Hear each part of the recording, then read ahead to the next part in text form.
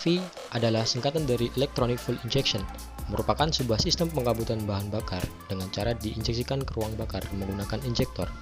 Injektor bekerja berdasarkan perintah dari ECU, sementara ECU mendapatkan input dari sensor-sensor yang ada. Pada EFI terdapat beberapa sensor, yaitu sebagai berikut. Yang pertama, sensor CKP. Kedua, sensor TPS. Ketiga, sensor CMP. Keempat, sensor ETC. Kelima, EATS. Keenam, sensor oksigen. Ketujuh, sensor MAP. Kedelapan, air flow meter. Dan 9, knock sensor. Sensor CKP. Sensor CKP berfungsi untuk mendeteksi putaran crankshaft atau RPM dan timing pengapian. Sensor CKP merupakan salah satu sensor utama pada kendaraan yang sudah menggunakan sistem EFI.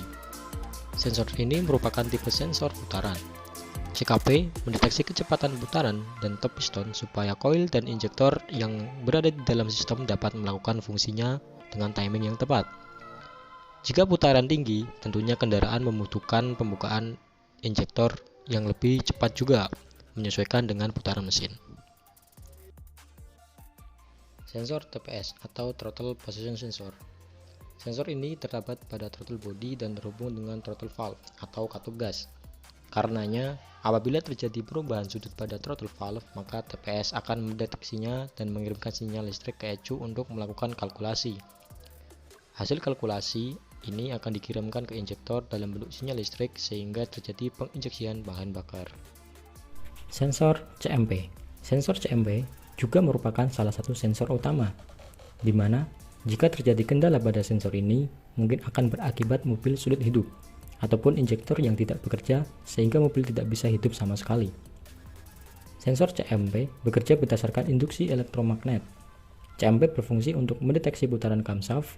Dari pendeteksian putaran camshaft ini, CMP akan mengetahui dengan tepat posisi langkah piston saat di TMA atau titik mati atas, atau langkah isap di mana pada saat ini terjadi penginjeksian. Sensor ACT. Sensor ACT berfungsi untuk mendeteksi suhu air pendingin. ACT akan mendeteksi perubahan suhu pada cairan pendingin kendaraan. Sensor ACT menggunakan pendeteksian panas tipe NTC atau Negative Temperature Coefficient. Metode pendeteksiannya yaitu ketika suhu air pendingin naik, maka tahanan atau resistansi pada sensor akan turun. Sensor IATS atau Intake Air Temperature Sensor. Sensor ini terdapat di intake manifold.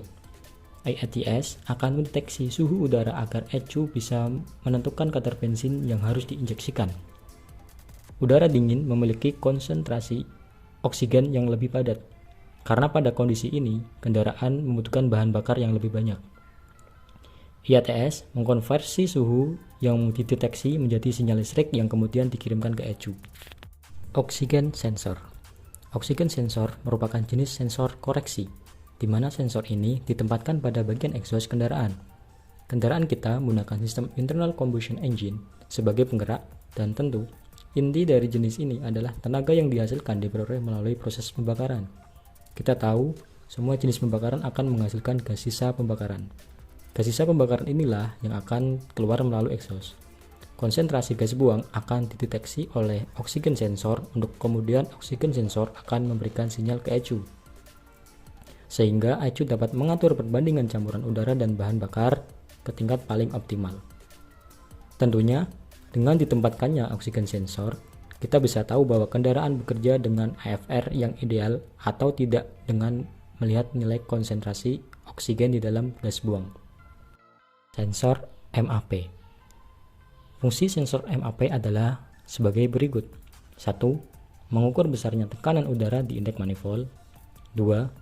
Mendeteksi kondisi kevakuman di intake manifold. 3. Mengirimkan data tekanan udara di intake manifold ke atau air flow meter. Sensor ini terdapat pada EFI tipe L. Sensor AFM biasanya ditempatkan pada filter udara dan juga throttle body. Sensor AFM memiliki dua metode pendeteksian, yaitu pendeteksian langsung dan tidak langsung.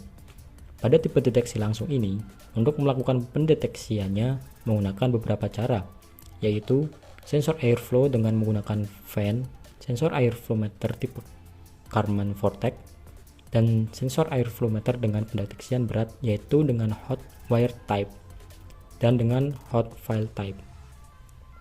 Sedangkan untuk pendeteksian secara tidak langsung yaitu sensor airflow meter dengan menggunakan tipe speed density atau sensor airflow meter tipe throttle speed.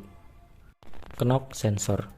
Knock sensor mengandalkan komponen yang bernama piezoelektrik untuk mendeteksi getaran atau knocking pada mesin. Bagaimana ketukan ini bisa terjadi?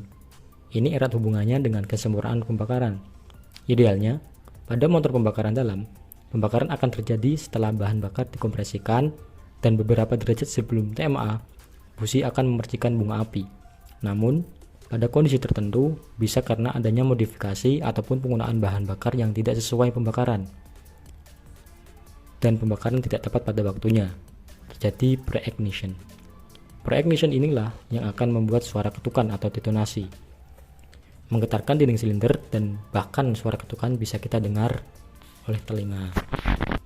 Cara kerja throttle body saat putaran rendah. Pada saat putaran mesin masih rendah atau suhu mesin sudah mencapai suhu kerjanya, ECU atau ECM akan mengontrol dan memberikan tegangan listrik ke injektor hanya sebentar saja, karena jumlah udara yang dideteksi oleh MAP sensor dan throttle posisi sensor masih sedikit. Posisi katup gas pada throttle body masih menutup pada saat putaran stasioner atau langsam. Oleh karena itu, aliran udara dideteksi dari saluran khusus untuk saluran stasioner. Berdasarkan informasi dari MAP sensor dan throttle position sensor tersebut, ECU atau ECM akan memberikan tegangan listrik kepada solenoid injektor untuk menyemprotkan bahan bakar. Lamanya penyemprotan atau penginjeksian hanya beberapa derajat angle saja karena bahan bakar yang dibutuhkan masih sedikit. Putaran menengah. Pada saat putaran mesin sedikit dinaikkan, namun masih termasuk ke dalam putaran rendah, tekanan udara dideteksi oleh MAP sensor akan menjadi lebih tinggi dibandingkan saat putaran stasioner.